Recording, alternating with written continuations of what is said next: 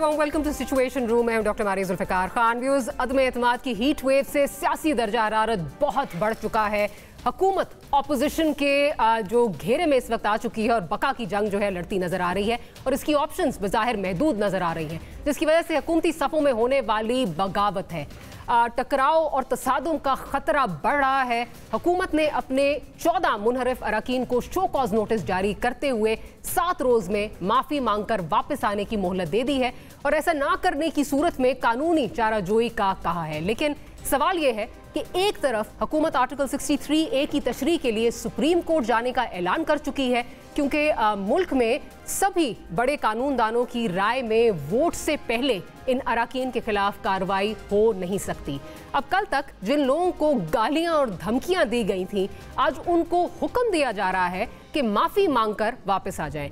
क्या मुनर्रफ अरकान इस नोटिस को खातिर में लाएंगे, ये एक सवाल है। अब इसी हलचल में आज सुप्रीम कोर्ट में भी अहम समाअत हुई है। सुप्रीम कोर्ट बार ने पहले से आईनी पिटीशन दायर कर रखी थी और इसकी समाअत पीर को मुकर्रर थी, लेकिन कल सिंध हाउस पर पीटीआई कारकुनों के धावा बोलने के बाद आज इसी दरख्वास्त को फौरी समाअत के लिए मुकर्रर किया गया है।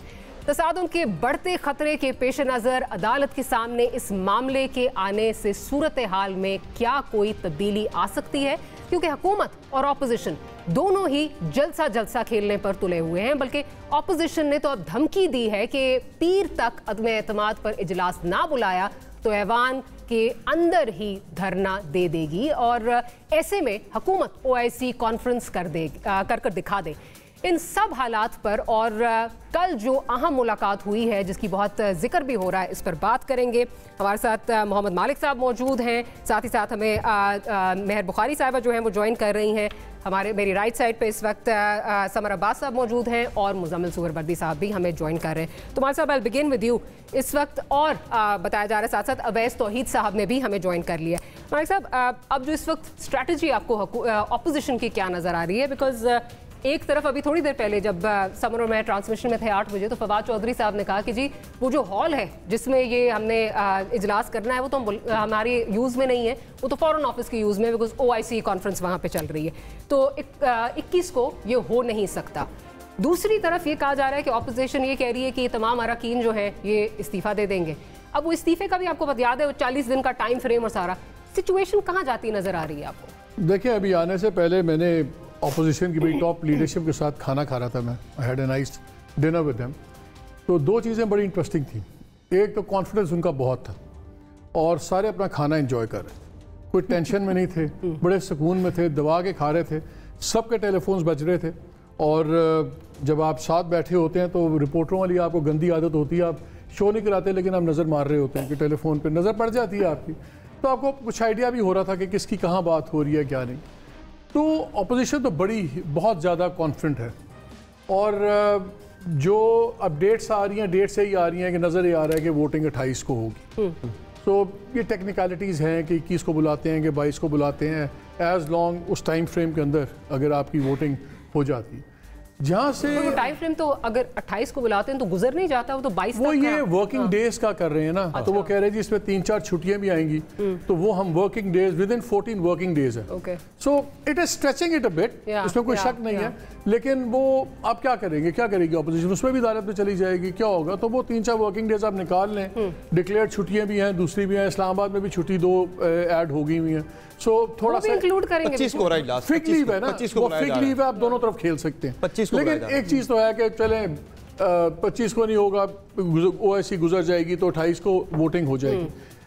जो जिससे बड़ी तकवीत ले रही है ऑपोजिशन इस बात को ले रही है कि गवर्नमेंट बहुत ज़्यादा लीगल महाज खोल रही है और ये एक सिंबल ऑफ स्ट्रेंथ नहीं होता, एक सिंबल ऑफ थोड़ी सी वीकनेस होती है। कहती नंबर्स हैं तो खुल के आ जाएं, जैसे कहा जा रहा था। और आज बुलाएं।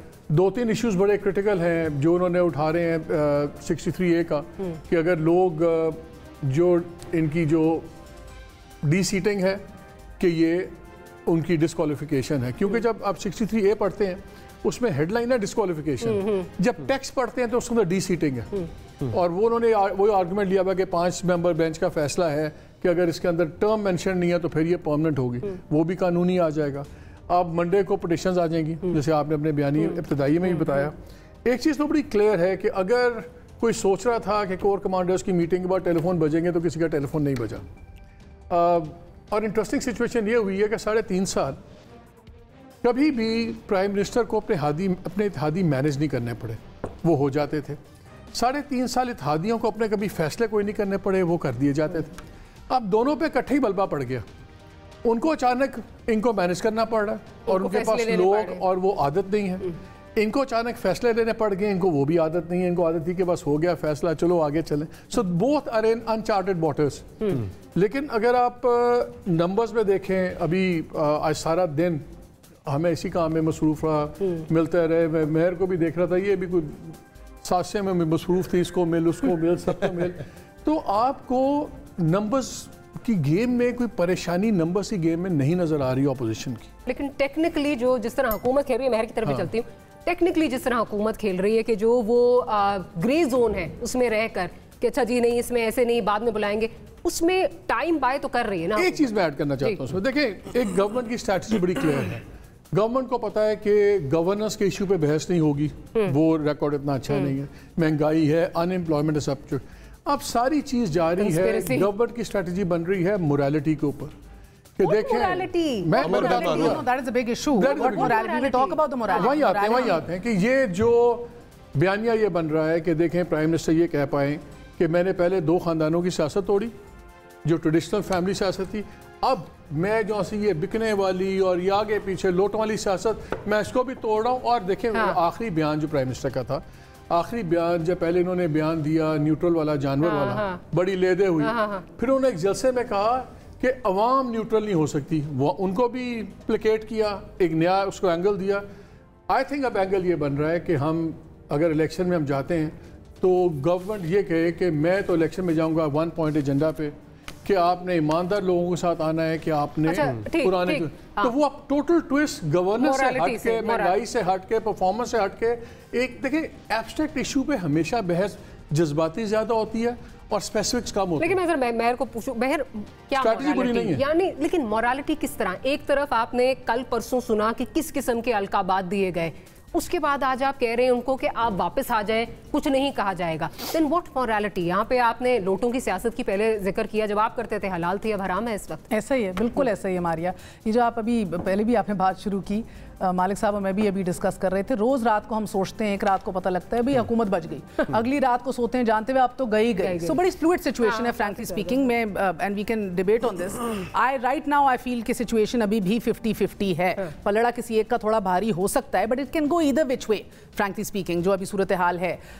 मगर जो मोरालिटी की आप बात कर रही हैं वो मारिया इसलिए भी ज़रूरी है बिकॉज देखें ना, वो हम कहते हैं नई सियासत, नया पाकिस्तान, हम तो पुरानी सीखे ही कुछ नहीं, हम तो अभी तक वही दोहरा रहे हैं जो हम माजी के अंदर गलतियां करते आए। 2018 में जो हलाल हुए थे वो आज हराम हैं। जो सेनेट की अक्सरियत को अकलियत बनाने के लिए कलीदी किरदार जिन्होंने अदा किया वो तब ज़मीर जागा था, आज उनका ज़मीर बिक गया, उसकी बोली लग गई है। दोनों तरफ से मोरालिटी की बैंक्रप्सी है, दोनों तरफ से बराबर है, तो बी अंडर नो वो कि ये किसी एक तरफ का है। कोई नहीं है ना, आप तो नजरियात हो गए थे, नजरियाती हो गए थे, आपका तो वोट को इज्जत देनी थी आपने, वो क्या हुआ? यानी कि आप मरियम साहिबा की तो अभी 1 साल नहीं गुजरा, आप तकरीर निकालें गिलगित से, आप उधर ही थे ना कि लोटों की जगह कहाँ है? बाथरूम में। और क्या कहती थी कि लोटे जो हैं वो अब दरिया बहा के ले जाएं। उन्होंने जमात से नहीं अवाम से गद्दारी की है। वो लोटे आज हलाल हैं क्योंकि अभी सियासी मकासद अचीव हो रहे हैं। Same for PTI frankly speaking, bar bar senate के इलेक्शन में आपने देखा है पंजाब के अंदर भी 6 बंदे तोड़ के अपनी साइड पे लिया, गोको उन्होंने अभी तक वोट नहीं किया, किसी बड़े वोटिंग अमल का हिस्सा नहीं रहे जो पार्टी लाइन के उनको अगेंस्ट जाना पड़ता। So morality is issue Maria, and I think it is journalistically issue, but at the issue is हम लोगों का, हम जैसे लोगों का भी काम है कि हम हाईलाइट करें कि भाई ये हम तो सुनवाते रहते हैं, दिखाते रहते हैं। वैसे तो वहीद साहब की तरफ भी जाऊंगी और फिर समर और मुज़म्मिल साहब को भी शामिल करूंगी। अब ऐसा बिल्कुल मोरालिटी हम भी दिखाते रहते हैं। आजकल खान साहब का एक जो शॉट है वो बड़ा जो है वो इस वक्त वायरल हुआ है, जिसमें उन्होंने कहा कि जब आप पोजीशन ऑफ स्ट्रेंथ से जो है वो आप वीकनेस की तरफ आते हैं तो वो लोटा नहीं होता। दूसरा, अगर आप जो है वो कुछ फायदा पाने के लिए जाएं तो लोटा वो होता है। अब आज जो ये मोरालिटी की गेम जिस तरह मेहर और मालिक साहब कह रहे हैं, can they actually play up on this? Because अगर वो मॉरली बैंकरप्ट है तो पीटीआई भी मॉरली बैंकरप्ट है। ये जो लोटे वाली जो बात कर रहे हैं खान साहब, मुझे याद आ गया बचपन में हम सर्कस देखते थे गांव देहातों में, सर्कस लगते थे, उसमें लोटे का पानी नहीं गिर रहा होता था, मुस्तकिल पानी गिर रहा होता था और लोटा में से पानी नहीं गिर रहा होता था। बड़े अजीब तरीके से सियासत, पाकिस्तानी सियासत भी उस लोटे की तरह है। अब ऐसा कथा कलामी की माफी, प्रोड्यूसर जरा ऑडियो का कुछ इशू आ रहा है, अगर स्टूडियो में ऑडियो दे दीजिए, वैसा की नहीं आ रही। जी सॉरी जी, वैसे मैं स्टूडियो से कह रही थी, जरा अगर ऑडियो आपकी दे दें, थोड़ा ऑडियो में इशू आ रहा था, प्लीज कंटिन्यू। जी अब मैं बात करूं, आपको आवाज आ रही है? जी जी बिल्कुल आ रही है। जी देखिए भाई, अगर हम देखें कि आज़ादी जो ताकत है वो तो खो चुके हैं इमरान खान साहब। अगर 14 कोशों को नोटिस खुद दिया है कि जी आप हम इनराफ करके गए हैं और 7 दिन में आप आ जाए वापस, तो फिर आपसे बात हो सकती है। 14 तो ये हो गए, 162 अपोजिशन के हैं। इत्तेहादियों को छोड़ दे, जो मेहर ने बड़ा एक्सप्लोसिव किस्म का इंटरव्यू किया था परवेज इलाही का, बस congratulate on air, what a fantastic interview, it was timely and newsy. Chaudhry Pervez Elahi का भी आपने मूड देख लिया, बात के हमारे जामपाल साहब से बात होती है, दूसरे लोगों से भी बात होती है। 4 अरकान उनके हैं और फिर एमक्यूएम का देख लीजिए, उनका तकरीबन एक मुआहिदा तय पा गया है। तो एक आज़ादी अगर ताकत देखें तो वो तो खो चुके हैं इमरान खान साहब। और इमरान खान साहब के पास 3 ऑप्शन है। एक ऑप्शन ये है कि वो रिजाइन करते हैं, दूसरा ऑप्शन ये है कि वोट ऑफ नो कॉन्फिडेंस हो और अपोजिशन में अगर वो आते हैं तो एक अच्छा रोल प्ले करें, जिस तरह वो हमेशा कहते हैं कि जी एक सेहतमंद तनकीद होनी चाहिए। तीसरा है कन्फ्रंटेशन का, और वो मुझे लग रहा है कि उन्होंने जो ऑप्ट किया है रिएक्ट करने के हवाले से, वो रास्ता है कन्फ्रंटेशन का। 25 तारीख को मौलाना फजल रहमान साहब के वर्कर्स आ रहे हैं, 25 तारीख को मरियम लाहौर से इस्लामाबाद आ रही हैं, 27 तारीख को इनका मजमा इकट्ठा होगा। तो 28 उनतीस, जैसे मालिकी कहते हैं, 28 उनतीस को अगर होता है वोटिंग, तो उससे पहले मुझे तो लग रहा है कि आपस में दस्तो गिरेबां होंगे, झगड़ा होगा, और जो सिंध हाउस के ऊपर जो अटैक था उसके बाद जो मेरी मालूम है कि जिम्मेदार हल्कों ने बाकायदा सरजनिश की है हुकूमत के एहलकारों से, आईजी से, कमिश्नर से, कि भाई ये कैसे हो सकता है, ओआईसी होने वाली है, आप रेड जोन के अंदर किस तरीके से वायलेट कर सकते हैं। तो मुझे ये लगता है कि वहां से प्रेशर एक है। वैसे थोड़ी आपकी ऑडियो में इशू आ रहा है, उसको जरा फिक्स करते हैं। मुज़म्मिल साहब की तरफ चलती हूँ। मुज़म्मिल साहब, क्या आपको लग रहा है कि ये कॉन्फ्रंटेशन की तरफ जा रहे हैं? कॉन्फ्रंटेशन मजीद बढ़ सकती है, स्पेशली वीज़ावी जब जो कल की एक इंपॉर्टेंट मीटिंग है उसके बाद आपको लगता है कॉन्फ्रंटेशन जो है? लगता है दोनों फेक पॉलिटिकली ब्लाइंड है।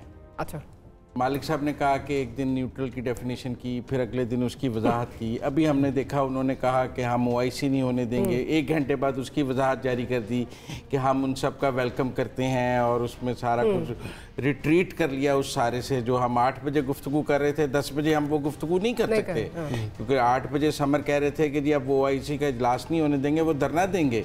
9 बजे उन्होंने उसकी वजाहत जारी कर दी। तो एक ऐसा लग रहा है कि पहली दफ़ा दोनों फ्रीकैन को अपना काम खुद करना आ रहा है। मालिक साहब कह रहे हैं कि गवर्नमेंट अपना काम खुद नहीं करती थी, मुझे लगता है ऑपोजिशन भी नहीं करती थी। उन्हें भी 3.5 साल एक स्क्रिप्ट मिलता था, आपने यहाँ से वॉकआउट करना है, यहाँ से बाहर निकलना है, यहाँ से अंदर रहना है, यहाँ से बाहर जाना है। जब दोनों को करना पड़ा है तो दोनों ब्लंडर्स कर रहे हैं, दोनों के ब्लंडर्स इक्वली इंजॉयबल हैं। इंजॉयबल है। हाँ, क्योंकि ब्लंडर जैसी कोई सियासी डेवलपमेंट आती है, आप ये कह सकते हैं कि एक पॉलिटिकल लीडर्स 5 बजे कहते हैं हम ओआईसी नहीं होने देंगे, 9 बजे कहते हैं हम उनको वेलकम करेंगे, और वो तो हमारे मेहमान में बड़ी गलती हो गई। अच्छा समर, आप कहाँ देख रहे हैं सिचुएशन जाती हुई? जिस तरह मुज़म्मिल साहब कह रहे हैं, do you agree with him, या आप समझ रहे हैं कॉन्फ्रंटेशन की तरफ हम जा रहे हैं? महाजराई तो टल गई है फिलहाल। जो ओआईसी वाली नजर आ रही थी कि जो बिलावल ने कहा था कि 21 को अगर इजलास में फातिहानी के बाद अगर वो नहीं करते टेकअप मोशन तो फिर हम वहीं पे धरना देंगे। तो उस पर गवर्नमेंट की तरफ से वजाहत आ गई कि 21 को इजलास हम कर ही नहीं रहे, इजलास अब हो रहा है 25 मार्च को बुलाया जा रहा है। तो वो फवाद साहब ने ये भी वजाहत कर दी कि वो वर्किंग डेज को हम काउंट कर रहे हैं, 14 जो हैं, बाकी छुट्टियों के दिन काउंट नहीं हो रहे। तो अब उसमें लग नहीं रहा कि ऐसी महाजराई हो। लेकिन जो 27 वाला मामला है वो थोड़ा ख़तरनाक है कि डी चौक पे पहले से आके कब्जा कर लिया जाएगा अपोजिशन की जानिब से। फिर खान साहब ने भी उसी दिन जलसा करना है इस्लामाबाद में। वो कहाँ करेंगे? वो 10 लाख लोग कहाँ पे लेके आएंगे? जो 10 लाख का दावा है, 10 लाख आने नहीं है, 20-25 हज़ार बंदे आप इस्लामाबाद में इकट्ठे कर ले तो वो लाखों ही नजर आते हैं यहाँ पे। लेकिन ऐसा है कि अमर बिल मारूफ का उन्होंने नाम दे दिया अपने इस जलसे को, और वो मजहब कार्ड यहाँ पे भी थोड़ा सा वो खान साहब ने जोड़ा है अपना, जो वो रियासत मदीना और आप अच्छे के साथ खड़े हो जाए। मालिक साहब ने बड़ी अच्छी बात की कि ये एक बड़ी अच्छी स्ट्रैटेजी है कि आपने ज़रा आगे इलेक्शन में जाना है। ये जो हालात पैदा हो रहे हैं इसके बाद हो सकता है कि आपको इलेक्शन में जाना पड़े, अर्ली इलेक्शन की तरफ हालात जा सकते हैं। तो उन्होंने पूरी एक अपनी स्ट्रैटेजी बना ली है कि हमने अच्छे के साथ खड़ा होना और बुरे के खिलाफ लड़ाई है हमारी। वो अब महंगाई और बैड गवर्नेंस, वो सारी बातें बहुत पीछे चली गई हैं। तो खान साहब को किसी हद तक ये चीज़ें सूट भी कर गई हैं सारी। लेकिन अगर इस परफॉर्मेंस के साथ वो इलेक्शन में जाते 2023 में तो बड़ी बुरी मार पड़नी थी, लेकिन अब उन्हें एक मौका मिल गया है कि हम तो इस ये जो पैसे का इस्तेमाल सियासत के अंदर, ये जो खरीदो फरोख्त, ये जो बुरी सियासत, वो अब्दुल कादिर साहब बिके हुए कहीं से आए थे बकौल पीटीआई के, वो तो देखे जो जहाज में भर भर के बंदे लाने थे, वो मोरालिटी पे महर ने बड़ी अच्छी बात की, वो हर तरफ बराबर है सारा मामला। ये जो बंदे भर के लाए, यहाँ पे सारा मामला हुआ। जहां आप करें वो ठीक है, कोई और करे वो गलत है, वो बात तो अवाम भी बेहतर जज हैं, वो बेहतर इस चीज़ को समझते हैं। लेकिन एक वो पीटीआई की जो अपनी जो एक हार्ड कोर उनकी जो फॉलोइंग है, उन तमाम को खान साहब ने इस चीज़ पर लगा दिया है कि आप इसी चीज़ पर ज़्यादा एजिटेट करें कि ये मोरालिटी की लड़ाई है, ये पाकिस्तान में एक पाक साफ सियासत लाने की लड़ाई है, वो पैसे का दखल सियासत से निकालने की लड़ाई है। उस सारी लड़ाई में आप मेरे साथ खड़े हो जाए तो वो एक पब्लिक 2013 में जरदारी साहब की स्ट्रेटेजी थी कि मैंने आइन बहाल किया है 18वीं तरमीम, तो हम तो आइन बहाली पर ही इलेक्शन जीत जाएंगे लोग जमहूरियत, लेकिन ऐसा नहीं हो सका। पीएमएलएन सोची थी हमने लोड शेडिंग खत्म किया, हम उस पर जीत जाएंगे। तो सिटिंग गवर्नमेंट के अपने एक ख्याल होते हैं कि हम इस पर जीत जाएंगे, इस पर जीत जाएंगे। लोगों का अलग व्यू होता है, लोग किस चीज़ को प्रायोरिटी दे रहे होते हैं। मैं नहीं समझता खान साहब का मोरालिटी का जो नारा है उसमें इतनी क्रेडिट हिस्ट्री मौजूद है कि उसको बाय किया जा सकता है, स्पेशली इलेक्ट्रॉनिक मीडिया के होते हैं। लोगों ने दूसरी बात यह है कि अगर खान साहब के पास से विनिंग हॉर्सेस चले जाती हैं, देखिए जहांगीर तरीन बड़ी खूबसूरत बात करते हैं कि 2013 में तो आधी सीटों पर लोग ही नहीं थे और आधी कुछ जो हम हारे हैं वहाँ तीसरे चौथे नंबर पर थे। तो अगर जो लोग इलेक्शन लड़ने वाले लोग हैं वही खान साहब की जमात से चले जाते हैं तो वो फिर किस पे लड़ेंगे।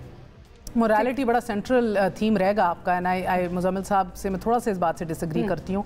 इनका कोर वोटर जो है, कोर बेस जो है वो गैल्वनाइज हुई है इस बात के ऊपर। वो तफरीक ही दो बातों पे पैदा करेंगे। एक, एब्सोल्युटली नॉट कहने की जिस लीडर में जुर्रत हुई पहली दफ़ा हमारी तारीख में, उस लीडर को गिराया जा रहा है, उस लीडर के खिलाफ सारे स्टेक्स जो हैं इकट्ठे हो चुके हैं। दूसरी ये बात कि भाई ये हम में फ़र्क है, हुकूमत के पास क्या नहीं होता देने को, कौन सी तिजोरियाँ हैं जिनका मुंह नहीं खोला जा सकता, हम फिर भी नहीं खोल रहे। कितनी हुकूमतें हमारे पास है और हम इनको नहीं बाय बैक कर रहे या बाय आउट कर रहे सिचुएशन पे। I think morality will be a central biggest peg in his election campaign कह लीजिए। They're all in election mode already बाय। तो सारे बिल्कुल एक और बात आपकी आप बिल्कुल बजा ब्रेक पे अगर मैं जाऊँ, मेरे एक छोटी सी ब्रेक लेनी है। ब्रेक के बाद पब्लिक इस बारे में क्या सोचती है वो भी आपको दिखाएंगे। That and much more right after short break.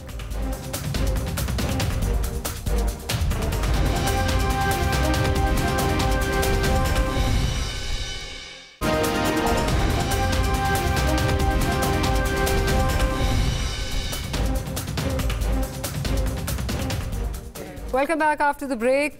Break से पहले हमने आपसे कहा था कि पब्लिक ओपिनियन और क्या इमरान खान साहब वजीर आजम रहेंगे ये आपको दिखाएंगे, तो लेट्स टेक यू देयर। बिल्कुल रहेंगे, ये रियासत की मजबूरी है। जी कप्तान ज़रूर रहेंगे, क्यों नहीं रहेंगे। इमरान, मैंने आपको बताया ना, इमरान अब पूरी दुनिया का लीडर बन चुके, वर्ल्ड लीडर बन गए हैं। नहीं नज़र आ रही, उसको रहना भी नहीं चाहिए, इसको तो मुल्क छोड़ के भाग जाना चाहिए। इसने जो गरीबों का हाल किया है, आप और हम नौकरी पेशा है, हमारा क्या हाल है। जिस तरह महंगाई ऊपर जा रही है तो उसको नीचे लाते हैं तो नज़र आ जाएंगे। अगर ऐसा रहा तो शायद अल्लाह बेहतर जाने। वज़ीर आज़म रहेंगे इंशाल्लाह, उसके अलावा और कौन नज़र आता है आप? कप्तान चला जाएगा, बहुत मुश्किल है। कप्तान जो हमारे इमरान खान है वज़ीर आज़म बनते हुए नज़र आ रहे हैं। बिल्कुल नज़र आ रहे हैं वो। मैं नेक्स्ट इलेक्शन में भी मैं तो कहता हूँ कि मुझे नज़र आ रहे हैं। जी 100% इमरान खान ही वज़ीर आज़म नज़र आ रहे हैं हमें। वज़ीर आज़म इमरान खान को रहना ही नहीं चाहिए क्योंकि इमरान खान ने लोगों की जो उम्मीदें तोड़ी हैं। इस वक्त जो है ना इसका सितारा गर्दिश में है। इंशाल्लाह रहेगा। क्यों नहीं, कामयाब होंगी, फिर भी ये वज़ीर आज़म ही रहेगा। नहीं, इंशाल्लाह मेरा दिल कहता है कि इमरान खान वज़ीर आज़म रहेंगे। इमरान खान को रहना चाहिए क्योंकि बाकी पार्टियों को हमने आजमाया हुआ है। इमरान खान जाएगा, 100% जाएगा। मुझे तो वज़ीर आज़म इमरान खान अपने घर जाते हुए दिखाई दे रहा है। पब्लिक पल्स तो आपने मालिक साहब सुन ली, आप क्या समझते हैं? देखें जी, अभी काफ़ी चीज़ें फ्लूइड हैं क्योंकि इस वक्त पॉपुलर पॉलिटिक्स नहीं हो रही, इस वक्त पावर पॉलिटिक्स हो रही। और पाकिस्तान में जो पॉपुलर पॉलिटिक्स का जो क्या कहते हैं जो है ना लैंडस्केप, वो पावर पॉलिटिक्स सेट करती है। पावर पॉलिटिक्स में अगर देखें तो जब इस वक्त इमरान खान की प्रॉब्लम्स किद के साथ है, अपने एलाइज के साथ उनकी प्रॉब्लम है। जो उनके साथ प्रॉब्लम, अगर आप एक कदम रुक भी जाएं तो जो अनक्वालिफाइड सपोर्ट थी रियासती इदारों की वो नहीं है।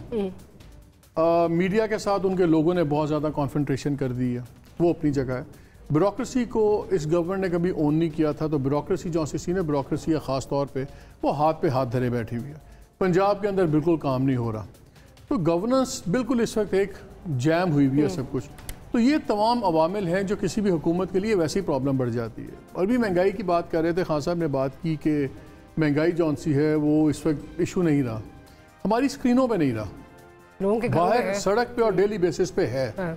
भी आज ही मैं रिपोर्ट देख रहा था कि 55 रुपये पर किलो तो सब घी बढ़ गया पिछले 16 दिनों में, 45 से लेके 55, इसी तरह बाकी चीज़ें बढ़ गई हैं। वो तो महंगाई तो आपको डेली बेसिस पे लगती है, हमारी स्क्रीनों पे क्योंकि आप फंसे हुए सारे तो ये चीज़ें अपनी जगह हैं। जैसे मैंने कहा, मुझे एक स्ट्रेटेजिक शिफ्ट नज़र आ रहा है इमरान खान साहब का, कि उनको नज़र आ रहा है कि इस वक्त गवर्नेंस के ऊपर, महंगाई के ऊपर और इंटरनेशनल हालात भी अपनी जगह हैं, जो इनकी टीम की नाअहली हैं वो अपनी जगह हैं, लेकिन इंटरनेशनल इन्फ्लुएंसेस आप डिनाई नहीं कर सकते। तेल कहाँ से कहाँ चला गया, घी का ऑयल कहाँ से कहाँ चला गया, खुर्दनी तेल भी और दूसरा तेल भी, तो वो रियलिटी है, दुनिया में बहुत महंगाई हो रही है। बट हैविंग सेड दैट, यहाँ पे अब अगर आप देखें इमरान खान साहब के पास ऑप्शंस क्या हैं, क्या वो अगर उनको ये नज़र आ रहा है कि निज़ाम मेरे साथ मेरी कमर पे से हट गया है और जो एलाइज का बिहेवियर है वो वाज़ेह तौर पे नज़र आता है कि निज़ाम आपके साथ इस वक्त वो सपोर्ट नहीं कर रहा। ये जो आपको ही पता है, हमें ही पता है, MQM, PMLQ, बाप, ये तीन तो ऐसे एलाइज हैं, GDA, कि ये एक एक टेलीफोन की मार थे। तो अगर टेलीफोन नहीं आ रहा, उनको ताने भी दिए गए, अगर टेलीफोन नहीं आ रहा, जिस मर्जी वजह से नहीं आ रहा ना, ये एक हकीकत है। वो हम सोचते रहेंगे, पता करते रहेंगे किस वजह से नहीं आ रहा, लेकिन ये एक रियलिटी है। अब ऑप्शंस लिमिट होते जा रहे हैं इमरान खान साहब के, जो अदवी तादाद है उसमें जो अभी तक जो कार्ड सामने नजर आए हैं उसमें तो पोजीशन कमज़ोर लग रही है गवर्नमेंट। जैसे पहले मुजम्मिल भी बात कर रहे थे, अंसारी कर रहे थे कि हमें एक ड्यूल अप्रोच नजर आ रही है। एक वजीर उठ के गालियाँ निकाल रहा है उन MNS को, दूसरा वजीर उठ के सख्त ज़बान कर रहा है, खुद वज़ीर आज़म कह रहे हैं चलो यार वापस आ जाओ, रियलाइज़ कर लेंगे। तो ब्लो हॉट ब्लो कोल्ड चल रहा है, एक सेंट्रल स्ट्रेटजी जो है वो समझ नहीं आ रही। एक बहुत ही इंपॉर्टेंट वफाकी वजीर ने, अच्छा sorry I have to interject, Shah Mahmood Qureshi साहब जो हैं वो इस वक्त हमारे साथ मौजूद हैं। कुरैशी साहब बहुत बहुत शुक्रिया, आपने वक्त निकाला। कुरैशी साहब, अब इस वक्त जो सिचुएशन चल रही है, आप सवाल यही हो रहा है बार बार कि आप इन लोगों को वापस बुला रहे हैं। आप ये कह रहे हैं कि जो मुनर्रफ अरकान है, एक तरफ आपने शोकॉज भी उनको दे दिया, आपने उनके ऊपर इल्ज़ाम भी लगा दिए, अलकाबाद से भी नवाज दिया, फिर आप उनको वापस लेने के लिए भी तैयार हैं। हमें तो वो खान साहब याद आ रहे हैं जो कह रहे थे कि अगर आप मेरे साथ नहीं हैं तो मेरे सामने जो है वो आप इख्तिलाफ करें और मैं अपोजिशन बेंचेस पे बैठ जाऊंगा। वो खान साहब कहाँ गए? देखिए, हमने उनको शो कॉज नोटिस दिया है और उनको मौका दिया है कि वो वजाहत करें। अगर वो हमारे साथ हैं तो वो जो उन पे इल्जामात लगा रहे हैं उनको चुटला दें और कह दें कि हम अपने मौके पर खड़े हैं, हम अपने मैंडेट का एहतराम कर रहे हैं। और अगर वो अपनी बात पर कायम है तो अपने शो कॉज में लिख दें और फिर वो आज़ाद हैं, वो खिलाफ वोट करना चाहें, जैसे करना चाहें, ये इनका इस्तेकाक है। हमारा फर्ज बनता है कि हम उन्हें बताएं कि आइन की रूह से उन्हें ये करना चाहिए, कानून ये कहता है, इखलाकियात का तकाजा ये है। उनके हल्के के अवाम जिन्होंने मुंतखब करके इनको भेजा है वो इनसे ये तवक्को रखते हैं, अब फैसला उन्हें करना है। अच्छा शाह साहब, अगर इस सब के बावजूद जो आप ये बात कर रहे हैं, जिस तरह कह रहे हैं कि जी वापस आ जाएं, तो आप उनको वापस फिर किस तरह लेंगे? क्योंकि आपने तो इन पे इल्जामात लगा दिए कि इन्होंने तो पैसे लिए हैं, पैसे चले हैं, तो वो पैसे तो रख लिए उन्होंने। पैसे लेने पे केपी में 19 MP अब आपने निकाल दिए थे पार्टी से? बिल्कुल जी, बिल्कुल निकाल दिए थे। जब साबित हो गया था कि उनने पैसे लिए हैं तो उनको निकाल दिया था। अगर इनमें से साबित हो जाता है और ये पैसे हमारे पास सबूत है कि इन्होंने पैसे लिए हैं तो बिल्कुल हम इनसे जुदा हो जाएंगे और मैं नहीं समझता कि हम रिफंड भी हो सकता है ना। एक क्वेश्चन, एक रिफंड भी। शाह साहब एक सवाल। अस्सलाम वालेकुम, मालिक बोल रहा हूँ। जी जी जी मालिक।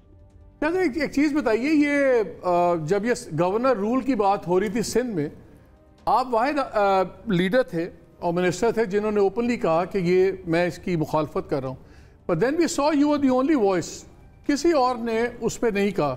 एक तो ये ज़रा बता दें कि उसका स्टेटस क्या है, क्या वो अभी तक जिंदगी है उस बात में कि it has died it's natural death, और सेकंड पहले की इत्तला थी कि शायद शहजादा मोहम्मद बिन सुलेमान भी आ रहे थे, लेकिन ये जो पॉलिटिकल टेंशन है इसकी वजह से शायद उनका आना चेंज हो गया प्लान 23 मार्च पे। जी मालिक, दो सवाल हैं। पहले का जवाब ये है कि मैंने तो हमारी पॉलिटिकल कमेटी के इजलास से पहले ही अपना मौक़िफ़ मीडिया पर बयान कर दिया था कि मैं पॉलिटिकल कमेटी में जा रहा हूं और मैं गवर्नर रूल की मुखालफत करूंगा और दलाइल दूंगा। और जब पॉलिटिकल कमेटी का इजलास हुआ तो वहाँ कुछ साहबान ने उसके हक में दलाइल दिए, मैंने दलाइल दिए कि हरगिज़ नहीं होना चाहिए, हमें माजी से सबक सीखना चाहिए और ये रास्ता मुनासिब रास्ता नहीं है। जो पार्टी के चेयरमैन ने उनने बिल्कुल मेरे साथ इत्तफाक किया और पार्टी की वाज़ेह अक्सरियत पॉलिटिकल कमेटी ने उस फैसले को मुस्तरद किया और गवर्नर रूल का कोई इम्कान नहीं है और ना हमारा इरादा है, नंबर 1। नंबर 2, जहाँ तक दावत है अपना क्राउन प्रिंस मोहम्मद बिन सलमान की, ये क्या सराई थी। मैं पहले भी कह चुका कि ये जो इजलास है और हमने जो दावत दी है, जो मैंने खतूत लिखे हैं वो वज़राए खारजा को लिखे हैं, उसमें MBS को दावत ना थी। साहब ये जो कुछ देर पहले तक तो ये जो अपोजिशन की तरफ से आ गया था कि OIC इजलास ही नहीं होने देंगे, अभी हमने उनकी तरफ से बड़ा पॉजिटिव एक एलामिया देखा है। ये गवर्नमेंट ने उन्हें कन्विंस किया है या कहीं और से कॉल करवाई है? देखिए, मैंने पहले अर्ज किया कि मैंने आज के जो बीपर्स में मैंने अर्ज किया कि आप खुद, हेलो जी आपको जी मैं अर्ज कर चुका था कि मैं बीपर्स में कि आज से चंद रोज पहले आप ही ने फरमाया कि हमारे ये मेहमान हैं, हम उनके एहतराम में अपना मार्च मौखर कर रहे हैं।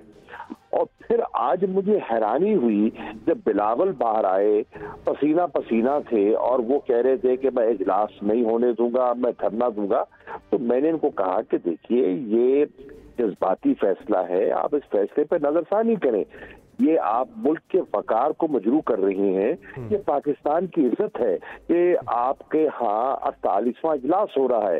पाकिस्तान का इमेज जिससे बेहतर होगा, उम्मा की आवाज बनेगी। फिर मैंने कहा बिलावल, आपकी पीपल्स पार्टी ने तो जन्म लिया मसला कश्मीर पे, और इस इजलास पे हम कश्मीर के मसले को उजागर करना चाहते हैं, खास अहमियत देना चाहते हैं। और मेरे सामने कुछ चीजें ऐसी हैं जिससे मैं समझता हूँ कि कश्मीर पे हम OIC का अब तो आ गया मुस्बत एलामिया आ गया वहां से कि हम खैर मकदम करते हैं। वज़राए खारजा का जो पाकिस्तान में आ रहे हैं, बड़ा एक मस्बत आ गया वहां से, हमसे वेलकम करते हैं। अगर कैसे हुआ ये सारा सोच, कैसे बदली उनकी, खुद बदली या आपने कोई राब्ता किया या कहीं और से राब्ता करवाया? गुजारिश है जी, जहां से भी उन्होंने फैसला किया, जिसके कहने भी किया, अगर ये फैसला कर लिया है तो मैं इस फैसले को खुशामदीद कहूंगा, मैं वेलकम करूंगा और ये मुल्क के मफाद में है। हर किस ऐसा नहीं होना चाहिए था। ये बड़ी बच्चागाना स्टेटमेंट थी बिलावल की। सही बात। अच्छा मैं शाहजी बस ये पूछ रही थी कि जो लोग, क्योंकि आपने गुंजाइश छोड़ी है आपकी जमात ने, जो लोग आ जाएंगे वापस इंशाल्लाह खैर से आ जाएं, उनको सुबह का भूला रात को घर आए भूला नहीं कहते वाला सलूक उनसे किया जाएगा, या माना जाएगा सिर्फ इन्हें ने पैसे नहीं लिए, इनका ज़मीर जाकर बाकी सब बिक गए? मेहर, इस वक्त हम एक इम्तिहान से दो चार हैं और खुदा करे इस इम्तिहान से सुरखुरू हो जाएं। देखिए, आपके सामने है, आपने तो खुद बहुत से लोगों को जाके आपने इंटरव्यू किया, मैं आपके इंटरव्यू देख रहा था, आप सिंध हाउस तशरीफ ले गई थी और लोगों ने बयान दिए। अब भी गुंजाइश है, क्योंकि अभी तक इनने अपने वोट का इस्तेमाल नहीं किया।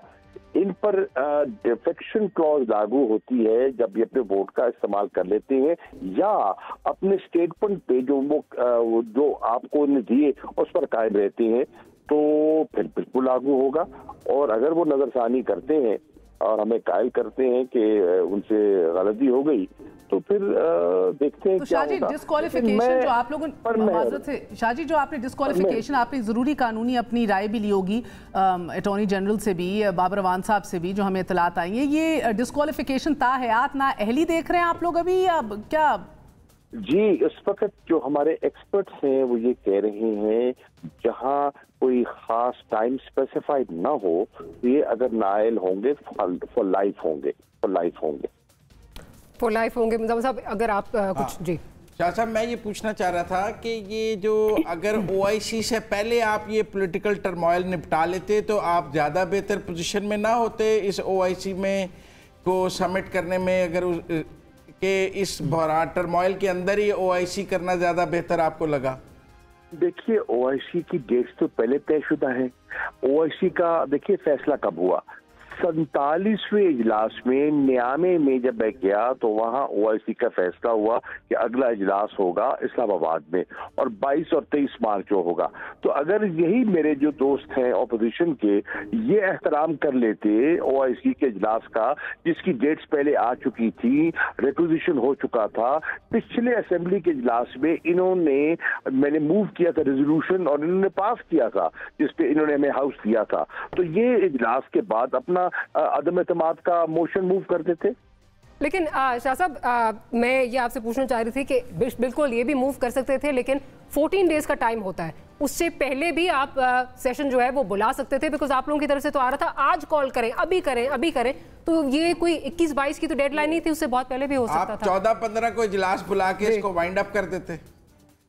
अर्ज ये है, हमने सारी चीजें देखी और जो हमें हमारे सिक्योरिटी अपरेटस ने कहा कि हमें इस तारीख से हमें हॉल चाहिए होगा, हमने इसको सिक्योर करना है, हमने वो सारी जो लवाजमात पूरी करनी होती हैं वो हमने करनी है। तो उन्होंने हमसे कहा था, मैंने इनसे पूछा था जो हमारा इंटर मिनिस्ट्रियल इजलास था कि आखिरी कौन सा दिन है जिस दिन आपके हवाले ये प्रेमिस कर दिया जाए, तो उन्होंने मुझे कहा था आइडियली स्पीकिंग हमें 17 हद 18 तक हम इसको टेक ओवर करना चाहेंगे। तो सर ये तो 8 को नहीं, 8 को उन्होंने अगर किया था तो बीच में तो टाइम था, किया जा सकता था 17 से पहले भी। देखिए उसका एक प्रोसीजर है। राजी, एक पॉलिटिकल क्वेश्चन क्विकली, आप मुल्तान से ताल्लुक है आपका, आपके भी रवाबित होंगे, बहुत से उधर जनूबी पंजाब महाज के लोग भी उधर मौजूद हैं, आपकी अपनी अभी तक असेसमेंट के मुताबिक अपने तय आपका क्या ख्याल है, कितने लोग जो हैं ज़रा वो आ सकते हैं वापस, या उनको परेशानी है या ये दुख है कि गलत फैसला हो गया? देखिए, मैं समझता हूँ कि मेरी अपनी राय में कुछ वो हजरात हैं जो जिनसे टिकटों का वादा किया गया है और वो उन्होंने टिकटों पर सौदा किया है, वो कम है, और मैं उनको बारहा ये अर्ज करता चला जा रहा हूँ कि देखिए माजी में भी वादे किए जाते रहे हैं, ईफा नहीं हुए, तो आप जरा सोच समझ के जाइए। एक नंबर 2, आप देखिए कि आप एक टिकट पे मुंतखब हुए हैं, आपको एक मैंडेट मिला है, आपके हल्के के लोगों ने, आप देखा ना मुल्तान में आज एहतजाज हुआ, बड़े जोरों शोर से एहतजाज हुआ। शाह साहब, I am sorry, I have to interject there, एक छोटी सी ब्रेक का कहा जा रहा है, ब्रेक लेते हैं, ब्रेक के बाद वापस आते हैं तो ट्रांसमिशन कंटिन्यू करेंगे।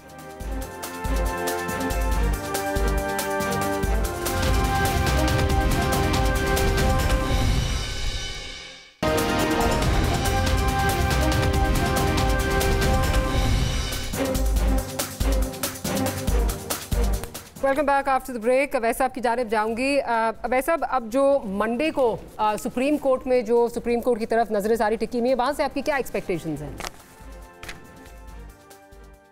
देखिए, मेरे ख्याल में तो कानून जो है काफी वाज़ेह है और जो बात हो रही है और जो इंटरप्रिटेशन हो रही है हुकूमती वज़रा की तरफ से, मुझे नहीं लगता उसमें वजन है। देखिए, बात सुप्रीम कोर्ट में तो क्या नजरें लगेंगी, लेकिन मुझे लगता है कि इमरान खान साहब इस सेंस से कि उनके जो साथी हैं वो इनराफ कर गए हैं, उनके अलाइज जो हैं वो उन्हें डिच कर रहे हैं, और इसी वजह से उन्होंने जो अपना फ्यूचर का प्लान है, मुझे लगता है कि अगले इलेक्शन के लिए, आइंदा बयानिए के लिए उन्होंने 2-3 पॉइंट्स किए हैं कि वो इस्लामी ममालिक जो दुनिया है उसके वो लीडर हैं, और जिस तरह अर्दोगान है उसी तरह वो 2/3 मेजॉरिटी पे यकीन करते हैं, और वो ये समझते हैं कि उन्हें अगले इलेक्शन में 2/3 मेजॉरिटी अगर मिलेगी तो फिर वो आइन में तरमीम करके कौम की किस्मत बदलेंगे। मुझे लगता है कि इमरान साहब इसी वजह से जो पॉपुलर पॉलिटिक्स में बिलीव करते हैं कि either you are with us और अगेंस्ट अस, इसी वजह से अपोजिशन के साथ उनका गुजारा ही नहीं हुआ इस पूरे 3.5 साल के अंदर, और वो ये समझते रहे कि पूरी पाकिस्तान ने उनको वोट दी है, इस वजह से बहुत सारे प्रॉब्लम में आए हैं, लेकिन मुझे लगता है कि इसी वजह से रिएक्ट कर रहे हैं, इसी वजह से उनके चाहने वाले, मुझे लगता है मारिया के इमरान खान साहब के इश्क करने वाले हैं। अच्छा, मालिक साहब कुछ ऐड करने चाह रहे हैं? मालिक साहब आप नहीं, मैं सुन रहा हूँ जी। मुझे जी मारिया कुछ कह रही है? जी मैं समझी मालिक साहब कुछ ऐड करना चाह रहे हैं। We are listening to the voice of reason. मैं चाह रहा हूं खत्म करें बात। तो मुझे लगता है कि ऑर्गेनाइजेशन स्ट्रक्चर जमात इस्लामी है, पीपल्स पार्टी है, इनके वाला नहीं है तहरीक इंसाफ का। इनका एक पूरा हॉल है, पूरा एक चाहने वालों का हजूम है, और उसी से वो मुखातिब करते हैं अपने, चाहे जलसे हो, रिएक्ट करने का जो कहते हैं। मुझे लगता है कि वो अगले इलेक्शन पे नजरें गाड़े हुए हैं, रिएक्ट करेंगे। अगले इलेक्शन पे नजरें गाड़े हुए हैं। We'll have to end the transmission है। मालिक साहब आपका बहुत शुक्रिया, महर आपका, समर आपका और मुज़म्मिल साहब आपका। और क्या होने जा रहा है तो आने वाले दिनों में पता चलता रहेगा। We'll see you tomorrow. Good night and अल्लाह हाफ़िज़।